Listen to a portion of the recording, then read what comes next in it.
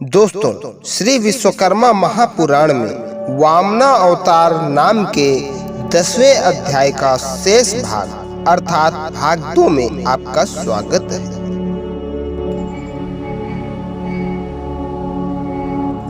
ओम सूत सूत महाभाव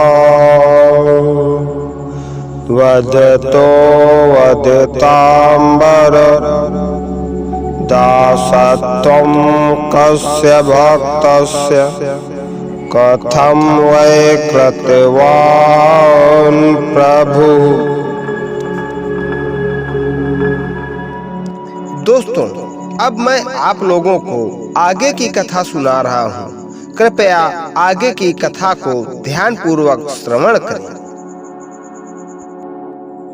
भक्त प्रहलाद ने प्रभु से ऐसा वरदान मांगा था कि मेरे कुल में प्रभु के भक्त उत्पन्न हों और निरंतर प्रभु की मेरे कुल के ऊपर प्रीति बनी रहे।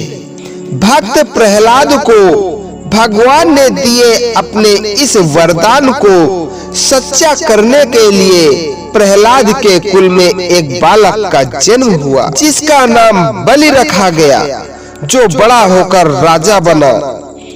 यह बलि भगवान का परम भक्त था।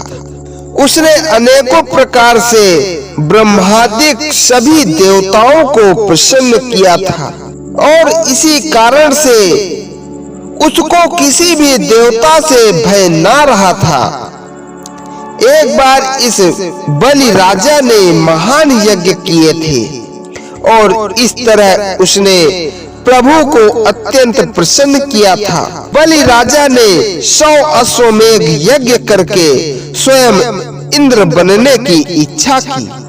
इस तरह यज्ञ करने के लिए बलि राजा ने अपने राज पुरोहित शुक्राचार्य को बुलाया और उनके साथ विचार विमर्श करके इस काम को किस तरह पूरा करना है, इसका निश्चय कर लिया। इसके बाद गुरु शुक्राचार्य द्वारा बताए गए उत्तम मुहूर्त में उसने स्वयं तप किया और यज्ञ का कार्य आरंभ किया। संपूर्ण भक्ति भावना के साथ राजा बलि ने प्रभु यज्ञ नारायण की प्रसन्नता प्राप्त की। इस तरह के राजा बलि के कार्यों से सभी देवता घबरा गए तथा कुछ अनर्थ ना हो, इस डर से अपने अपने राजमहलों को छोड़कर गुफा में छुपकर रहने लगे और प्रभु से विनती की कि हे नाथ, हमको इस उपाधि से मुक्त कराइए। तब प्रभु ने समय की राह देखने को कहा। देवताओं के माथे पर जानो की विपत्ति के बादल घिरे हुए थे। उनको इन दानवों का इतना बड़ा डर लगता था कि वे गुफा के बाहर आते ही न थे।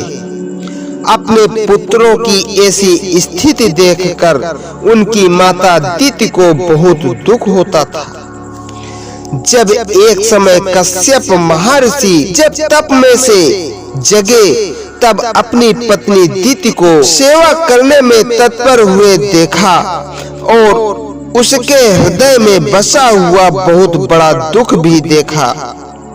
इसके बाद उन्होंने दिति से दुख का कारण पूछा। दिति ने अपने पति से कहा, हे देव, दैत्यों के त्रास से मेरे पुत्रों पर बहुत बड़ा संकट आया है और मुझसे मेरे पुत्रों का यह दुख नहीं देखा जाता, इसलिए मेरे पुत्रों को इस दुख से मुक्त करें। अपनी पत्नी के दुख निवारण हेतु महर्षि कश्यप ने उन्हें दोष व्रत रखने की सलाह दी और उन्हें उसकी सारी विधि बताते हुए कहा, हे अदिति, प्रदोष व्रत से प्रसन्न हो भगवान उनकी सारी इच्छाओं को पूर्ण करते हैं। पति की वाणी सुनकर अदिति को संतोष मिला और वे प्रदोष व्रत रखने लगी। उनके इस व्रत से प्रसन्न होकर भगवान प्रभु ने प्रत्यक्ष रूप में प्रकट होकर वरदान दिया और कहा कि वे स्वयं ही उनके पुत्र के रूप में अवतरित होकर उनके कष्ट का निवारण करेंगे। प्रभु के इस आश्वासन को सुनकर अदिति प्रसन्न होकर प्रभु की सेवा में लग गई। बलि राजा ने 100 यज्ञ पूरे करने के पश्चात उनके पुरोहित शुक्राचार्य ने बलि राजा को सारे विश्व का अधिपति बनाने के लिए विश्वजीत नामक यज्ञ करने के लिए उस यज्ञ की दीक्षा दी। बलि राजा ने भी यज्ञ की दीक्षा लेकर उत्तम प्रकार से अपने यज्ञ के सारे कार्य करने के लिए अपने उत्तम ऋषित्वजों को आमंत्रण देकर बुलाया था। बलि राजा सभी याचकों का भली भांति सत्कार करते थे। इधर दिति ने भी प्रभु की कृपा से उत्तम गर्भ धारण किया था। योग्य समय की अवधि पूरे होने पर उत्तम मुहूर्त में बालक को जन्म दिया। बालक अपना कार्य करने वाला है, यह जानकर ब्रह्मादि सारे देवताओं ने वहां आकर अनेक प्रकार से स्तुति की। इसके पश्चात सबके आश्चर्य के बीच यह बालक बढ़ने लगा और देखते देखते उसने एक वट की तरह वाम स्वरूप धारण किया। कश्यप महर्षि ने भी प्रसन्न होकर उस बालक का संस्कार किया और ब्रह्मचर्य व्रत की दीक्षा दी। देवताओं की प्रार्थना से प्रसन्न हुए वामन प्रभु ने दीक्षा प्राप्त होते ही देवताओं के कार्य की सिद्धि के लिए बलि राजा के यज्ञ में जाने का निश्चय किया। एकमात्र लंगोटी को धारण करने वाले वामन भगवान ने हाथ में कमंडल तथा ब्रह्मदंड धारण किया और शरीर में भस्म लगाई, अपने बाल खुले रखे तथा व्याघ्र चर्म एवं कंधे पर ब्रह्म सूत्र के समान यज्ञोपवीत धारण किया है। प्रभु के ऐसे नाजुक एवं सर्वांग सुंदर वामन स्वरूप को देख देवता भी प्रसन्न होने लगे। बलि राजा के यज्ञ में जाने को निकले भगवान जब रास्ते में चल रहे थे, तब उनका मोहक स्वरूप देदीप्यमान मुख एवं मुख के ऊपर रखे दिव्य तेज की आभा और चलने की छटा निखरी हुई थी। सभी प्राणी समझे कि यह कोई अवतारी पुरुष है। इस प्रकार मानकर उनकी वंदना करने लगे।